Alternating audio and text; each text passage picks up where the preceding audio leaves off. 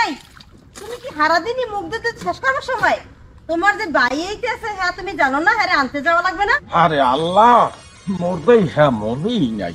এ বিটি রাইতে ভাত খাওয়ার কালে করলাম না যে মোরে একটু আজানের সময় উড়াই দিস। সারা রাত আমি উজগার রয়েছি, বাইর চিন্তায় একটু ঘুমাইতে পারি নাই। ভেঙে রাইতে একটু ঘুম পড়ছি। হ্যাঁ উড়াই দেওয়ার কথা মোর উড়াই দিছ। এখন এই কথা কই লাভ নাই, আইছে যখন ভাই দৌড়েই যাও। এই ধরো গামছা ধরো, একটু নাস্তা পানিও হতে পারলাম না।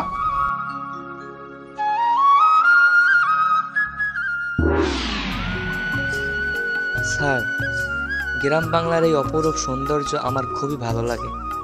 যেদিকেই তাকাই সেদিকেই আমার চোখ আটকে যায়। আমি হারিয়ে যাই আমার শৈশবে। কি যে বলেন রবিউল সাহেব, গ্রামের এই নোংরা কাদামাটি পরিবেশ এগুলো আপনার ভালো লাগে? আপনার রুচি তো খুবই নিম্নমানের।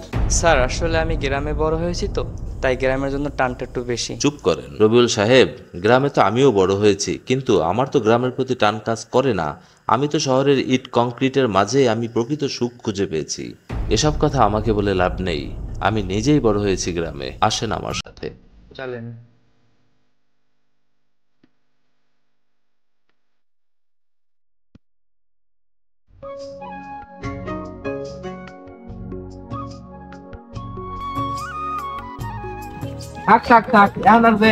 আমি তো বাড়ি পর্যন্ত চললেই গেছি। ওরে ভাই, কাল রাইতে ভাত খাওয়ার কালে তোর ভাবিরে কইছি যে মোরে আইজানের হালে একটু উড়াই দিস, মোর ভাই ঢাকায় দিয়ে আইবে।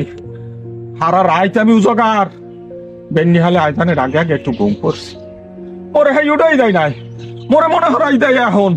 এই আমি দৌড়ে দৌড়ে চাইছি ভাই। বুঝতে পারছি ভাই, তোমার যদি সময় জ্ঞানী থাকতো তাহলে দাদা তুমি গ্রামের চাষা বসে হইতে না, আমার মতো একজন চাকরিজীবী হইতা।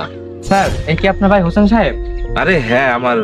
স্যার আসসালামু আলাইকুম। ওয়ালাইকুম আসসালাম ওয়া রাহমাতুল্লাহি ওয়া বারাকাতুহু। স্যার এই ব্যাগটা একটু। এই দেখো আমি কথা কইয়েই যাইতে আছি মুরুক্ষের মতো, আমি ব্যাগটা লই নাই। হ্যাঁ চলে আও বাড়ি আও, বাড়ি আও।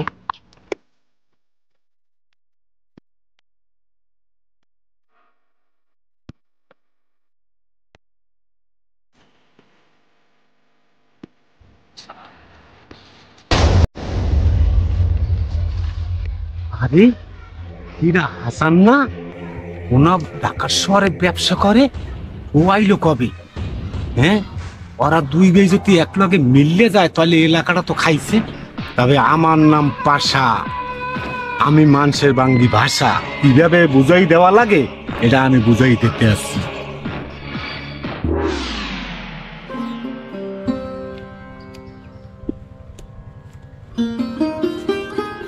আরে ছোট ভাই আপনি আইছেন, কেমন আছেন? এতদিন পর বাড়িতে ভাবির কথা মনে পড়লো।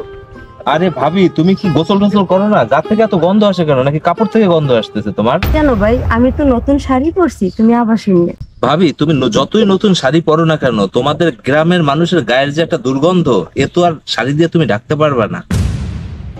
শহর থেকে একজন নতুন মেহমান নিয়ে আসছি, ভালোভাবে সাবান টাবান দিয়ে গোসল করে তাদের খাবার টাবার দিবে, আমাকে যেন কোনো বেলে পেট খারাপ না হয়, ঠিক আছে? আচ্ছা ভাই, ওসব কথা পরে হইবে, আনে বাইরে একটা লোক নিয়ে এসো, এখন বাসায় চলো, খাবার দাবার যা আছে খাইয়ে লোক। চলো, তোমার বেশি কথা না, তুই খাওয়ান দাও, আমাকে খিদে লাগবে। আস্তে আস্তে পাশা খাবি। কেমন আছেন?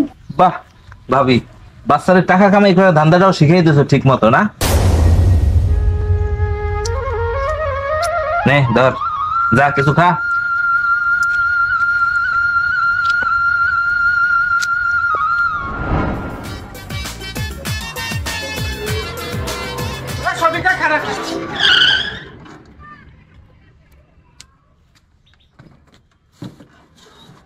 যাও সামনে।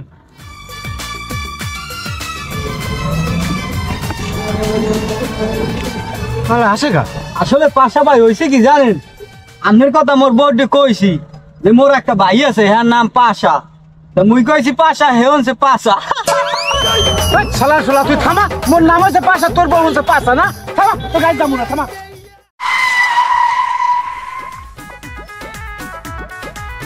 রফিক, আমার এই জুতাটা একটু পিন মেরে দাও দি। রফিক, ঘটনা আছে হাসান না তো ক্লাসমেট আনলে তোর এক লাখে পড়াশোনা করছে। শোনো ভাই, হাসান খালি মোর ওই ক্লাসমেট ইয়ালে না, ও আলে মোর বেস্ট ফ্রেন্ড, বুঝছো? মোর কাছের বন্ধু, মোর কলজের টুকরো, বুঝছো? তোর কি মাথা খারাপ হয়েছে? হাসান আবার তোর কোন জন্মের বেশ ফেরে আনলে? হাসান তো আমার কলিজার বন্ধু আনলে। এবার তোরা থাম। হাসান যে তোর বন্ধু, হাসান যে বাড়ি হয়েছে তোরা জান? কি হাসান বাড়ি আইছে? তুই না কাম হালাই ঠিক আছে, যাই এলো হাসান। ও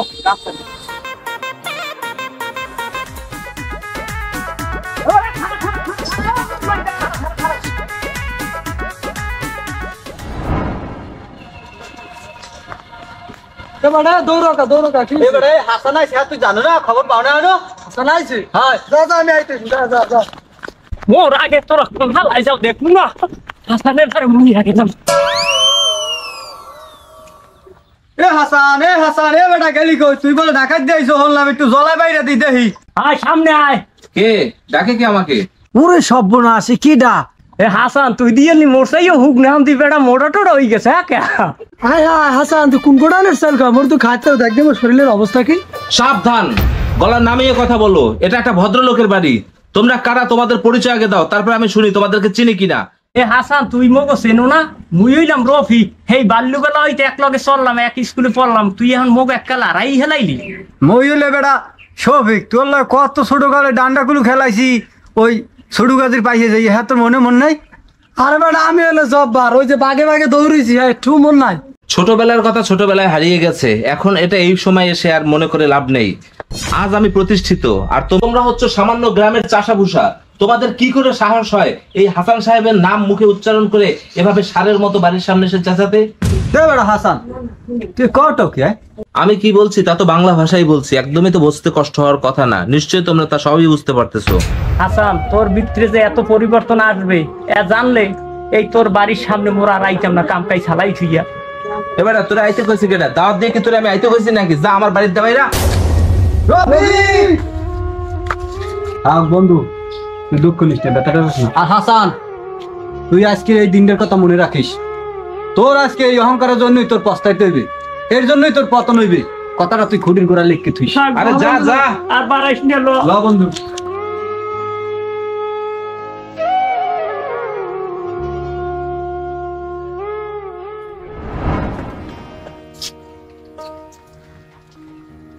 আগে তুমি জিমাও কা বইয়া বাজার গাড়ি যাওয়া লাগবে না? ধরো ব্যাগ লো, বাজারে যাও। যাবো তো, ভাই তো আর আমার এই ভাই নাই। ভাই গেছে অন্য মানুষ হইয়ে যা কয় জানো, বুহের মধ্যে ঠাটা পরে। এখন এই কথা কই লাভ নাই। আম্মুকে কি কও? লাগবে মাছ তরকারি যাতা লাগবে সবই আনো। গরুর গোস্ত আনা লাগবে, তাহলে আনো। আমি মানে সিদ্দিক কষার জন্য 2 কেজি গরুর গোস্ত। আচ্ছা ঠিক আছে, তা সাবধানে যাও, আবার সাবধানে আইও। হওয়ালে এলে রান্নাও তো বহন লাগবে। আচ্ছা ঠিক আছে।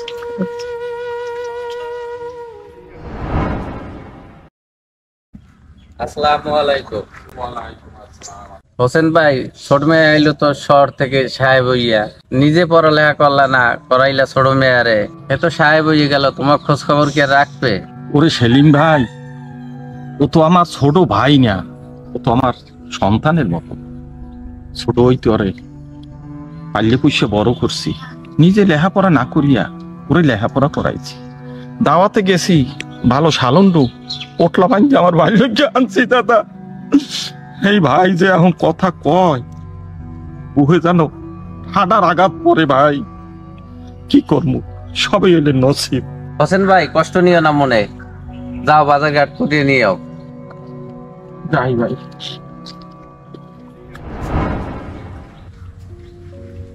আসসালামু আলাইকুম ভাবি। ওয়ালাইকুম আসসালাম, কেমন আছেন? বসেন। ভালো আছি, বসেন। এই যে নেন খাবার খান, আমাদের গ্রামগঞ্জের খাবার দেখেন কেমন লাগে। আচ্ছা ভাবি, হাসান সাহেবের মাথা কি সবসময় গরম থাকে? না, আগে তো এরকম এত মেজাজ গরম থাকতো না। আগে তো খুব ঠান্ডা মেজাজের মানুষ ছিল উনি একজন। এখন হঠাৎ করে কেন যে এরকম মেজাজ গরম হয় জানি না। হাসান সাহেব না? আরে পাশা ভাই যে, কতদিন পরে দেখা, কেমন আছেন? এই ভালো আছে। তুমি কবে আসলা? এই তো আজ সকালেই এলাম। ভালোই আছো? এই যাচ্ছে কোন রকম। আসলে ভাইয়ের বাড়ি বেড়াইছে। ভাইয়ের বাড়ি বলতে? এটা তো আমার বাপ দাদার নিজের বাড়ি। বাপ দাদার বাড়ি আর বাপ দাদার বাড়ি নাই, আর সব জায়গা সব ধুয়ে দিয়েছে, আছে খালি ওই পোতা ডুই। কি বলেন পাশা ভাই? এ শুনে তো আমি মাথা উলে যাচ্ছে আমার। মানে এই বাড়িঘর সব নগদ টাকা লাগাই দেওয়া হয়েছে? হয় ওই পোতা ডু আছে খালি ওই। তোমার ভাই খয়রাতির সন্ধির বই রয়েছে, দুইজনের জমি আল্লাহ খায়। তুমি কি কোনো ভাগটা নেস ভাই? তুমি পাবা না। পাশা ভাই, আপনাদেরকে বলতে হবে না, সবকিছু আমার চোখে পড়ছে। আমি তো দেখলাম একেবারে গরিবের মতো ভাব ধরে রাস্তাঘাটে ঘুরে বেড়ায়, যেন কিচ্ছু নাই কিচ্ছু নাই। কিন্তু আমাদের দুইজনের সম্পত্তি সে একা খাচ্ছে, আমি কিছু নিচ্ছি না, তারপরেও যেন তাদের অভাবের কোনো শেষ নাই। এই সমস্ত নাটক তো আমি বুঝি না। বুঝলে খালি এই ভাগ্যের দিয়া তুমি এখন তোমাটা তুমি জোগাড় হলে লই যাই, তুমি সব দিক না তোমার দায়িত্ব। তুমি আমার সাথে থাকো পাশা ভাই। কোনো সমস্যা নাই, সময় হলে ডাক দেবা। ঠিক আছে ঠিক আছে, যাও পাশা ভাই। নাম আমার পাশা, বুঝমু আমার ভাষা, বাংমু তোকে বাসা। ভাইয়া খারাও কি আরো? আয় গোসল করবি? পানি সেট পেতে বনে কল দিয়া। গোসল পরে করবো, তোমার লগে আমার কিছু কামের কথা আছে, সময় হবে এখন? হ্যাঁ বলবো ভাই। আচ্ছা, এখন ওই আমাদের যে গ্রামের জমি জমা কি অবস্থা, আমি তো একটু দেখতে বাইরেছিলাম। জমিগুলো কি একটু ভাগযোগের ব্যবস্থা তুমি করবা, নাকি আমার ওই আদালতের সম্মুখীন হওয়া লাগবে? এ ভাই, পারিবারিক সম্পত্তি, বাপ দাদার সম্পত্তি যা কিছু আছে এখন সবই তো আমাকে দুই ভাই। এলো ইয়ার মামলা মকদ্দমা কি হইবে? এর দরকার কি ক? না ভাইয়া, তোমার ব্যবসাবে তো মনে হয় না যে তুমি জমি জমা কোনোদিন ভাগ করবা। কোনোদিন তো দাঁতের ভাগ দেখতে কও নাই যে না বাড়িয়ায় জমি জমা ভাগ করবো। এবার আমি নিজের আগ্রহ করে আইছি, এখন যদি ভাগ করো আমার কানে কিছু কথাবার্তা আইছে। কি কথা ভাই? কেটা কি লাগাইছে তোর কানে ক? তোমার তো কইতে চাইলাম না, আমাকে যে জমি জমা আছে বলে সব বন্ধক থোয়া, তারা বলে নগদ টাকা রাখা। ওরে হাসান, তুই মেট্রিক পাস করার পর তুই বাড়ির দিয়ে নামছো। এই মেট্রিক পাস করাইছি, সেই সময় আমি 10 করা টাকা বন্ধক থুইছি। হেয়ার পর তুই আইয়ে ভর্তি হইলি ঢাকার শহরে যাইয়া, খালি সিডি লেখতেই রইছো, টাহা পাঠাও। আমি কোথায় টাহা পাইছি ভাই? আমার কি এক্সট্রা কোনো আয় বাণিজ্য আছে? আমি ওই জমি বেচছে ভাই তোর লগে টাহা পাঠাইছি। আর আই যাইছো তুই জমি ভাগ করতে, আগে আমার লগে একটু পরামর্শ করলি না, একটু জানলিও না। এই পোতার জায়গাটু ছাড়া তো ভাই আর কিছু নাই আমার। আমি জানতাম ভাই, সোজা আঙ্গুলে ঘি কোনোদিন ওঠে নাই, এটা ইতিহাসে নাই যে সোজা আঙ্গুলে ঘি উঠছে, আঙ্গুল বাঁকা করাই লাগছে। তোমার প্রথমে কইছিলাম আমি যে আদালতে যাওয়া লাগবে কিনা, কে যাওয়া লাগে এখন বুঝতে পারছো? তোমরা গ্রামের এই চাষাভুষা মানুষ, তোমাদের লোভ থাকে একদম গলা পর্যন্ত, তোমরা কোনোদিন লোভের জায়গা থেকে বাইরে হইতে পারো না। আমার এই জমি জমা সবকিছু বুঝ লাগবে, তুমি দিতে যদি পারো দাও, যদি দিতে না পারো আমার এই সমস্ত রূপকথার গল্প আমার শুনাইও না প্লিজ ভাই। আমি আজকে চলে যাইতেছি ঢাকায়। রবিউল সাহেব, আপনি ব্যাগটা নিয়ে চলে আসেন, আমরা এখনই চলে যেতে হবে আমাদেরকে ঢাকায়। কি ছোট ভাই, তুমি চলে যাবে মানে? কি কইতেছে সব? তোমার ভাই বাজার করছে, আমি এত কিছু রান্না করছি, মাংস, পোলাও আর অন্যান্য খাবার, চলে যাবে মানে? আমি রান্না বান্না করছি, সুন্দর করে হাত মুখ দিয়ে এসো, খাইতে বসা লাগবে। থাক, অত খাওয়া দাওয়ার গল্প শুনে আমার লাভ নাই, আমাদের এখন যাওয়া লাগবে। ভাইয়ের সাথে আমার অনেক কথাবার্তা হয়েছে জমি জমার ব্যাপারে। তা তোমরা যা করতেছো মনে করো না যে এগুলো একেবারে নিয়ে কবরে যাইতে পারবা, এর হিসাব একদিন কিয়ামতের মাঠে হইলেও তোমাকে দেওয়া লাগবে। কি হয়েছে আমি তো কিছু বুঝতেই পারলাম না, কি হয়েছে তোমার ভাইয়ের সাথে? বাইরে বললাম জমি জমাটা ভাগ করে দিতে, দুই ভাইয়ের জমি। এখন সে যে গল্প আমারে শোনাচ্ছে তার মানে হচ্ছে যে আমি এই বাড়িতে কোনো কিছুই পাবো না। তা তোমরা খাও তোমাকে ওই জমি, আমি সব খয়রাত দিয়ে গেলাম তোমাকে। রবিউল সাহেব, আপনি দাঁড়িয়ে আছেন কেন? ব্যাগটা নেন, চলেন আমার সাথে। সরি স্যার, আমি আপনার সাথে যেতে পারবো না, কারণ এই ভাইয়া ভাবির সাথে যে আমি সময়টুকু কাটাইছি এটা না বলার মতো। আর লাগলে আপনি যান, আমি আপনার সাথে যেতে পারবো না স্যার। রবিউল সাহেব, সিনিয়রের আদেশ অমান্য করেন না, আপনার চাকরিতে কিন্তু সমস্যা হয়ে যেতে পারে, এই জিনিসটা ভুলে যাবেন না। স্যার আপনি জানেন না, আপনাকে মানুষ করতে এই দুইজন যে কত কষ্ট করছে স্যার, না খাইয়ে হয়েছে স্যার। তারপর আপনাকে লেখাপড়া খরচ চালে জায়গা জমি যা বেচছে স্যার, তাকে আপনি ভুলে যাবেন? তাদেরকে ছেড়ে আপনি চলে যাবেন ঢাকা? অসম্ভব স্যার, আমি যাইতে পারবো না স্যার, আমাকে মাফ করেন, চাকরি গেলে আমার যাও। ভাই, তুমি যে জমির কথা বলতেছো, সেই জমি তো এক এক করে তোমার পড়াশোনা করার পিছনেই খরচ হয়ে গেছে। তোমার ভাই এর কাছে গেছে, ওর কাছে গেছে একটু জমি বিক্রি করার জন্য, জমি বিক্রি করে টাকা পয়সা তোমার পাঠাইছে, তুমি পড়াশোনা করছো, ভালো একটা শাড়িও জীবনে পরি নাই, দুইটা সোনার অলংকারও জীবনে পরি নাই, তোমাদের জমি বেচা। এখন সব জমি তো ওই তোমার পড়াশোনার পিছনে খরচ হয়ে গেছে, আছে শুধু এই ঘরের ভিটিটুকু। যদি এইটুকু তোমার মনে চায় তাহলে তুমি এইটুকু নেও, আমরা রাস্তায় যাই দাঁড়াই ভাই, তাও আমার সাথে গ্যাঞ্জাম করো না, আমরা গ্যাঞ্জাম চাই না, তুমি ভালো থাকো আমরাও ভালো থাকি, এইটাই আমরা চাই। ওরে ভাই হাসান, ওরে লেখাপড়া করাইতে যাইয়া আজ আমি পথের ভিখারি হয়ে গেছি। আমার এই পোলাটারে এখন পর্যন্ত আমি স্কুলে ভর্তি করাইতে পারি না, এ সামর্থ্য আমার নাই। আর আজ তুই জমি জমার ভাগ নিতে আইসো, একটু চিন্তা করো না যে খালি সিডি লেখছো আর টাহা পাঠাইছি, এই টাহা আমি কমে পাইছি রে ভাই। আজ তুই রাগ হইয়ে যাইতে এসো, আমি যাইয়া বাজার ঘাট করছি, তোর ভাবি পাক শাক করছে, একটা নতুন মেহমান নিয়ে আইসো ভাই, দুইটা ভাত খাইয়ে তুই চলে যা ভাই, আমার মনে কষ্ট থাকবে না।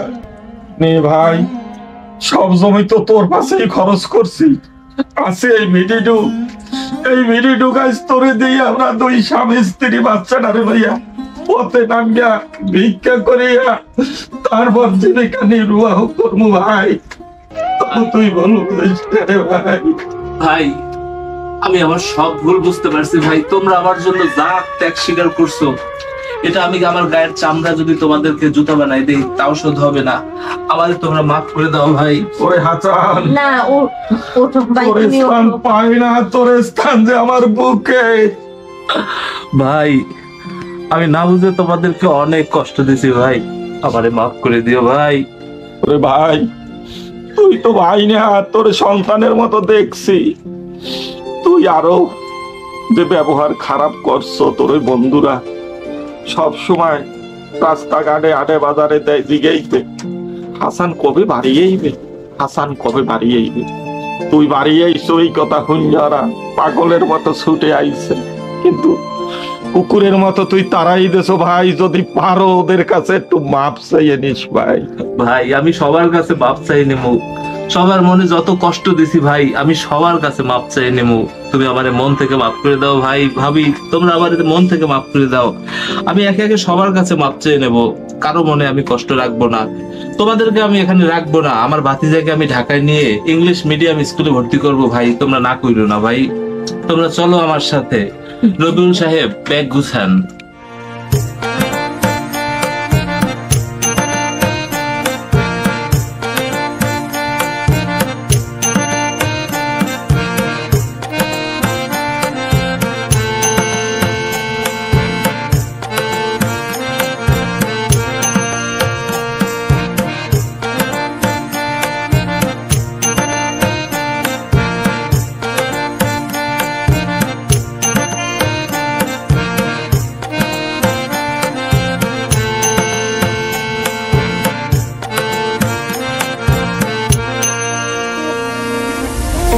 Thank you.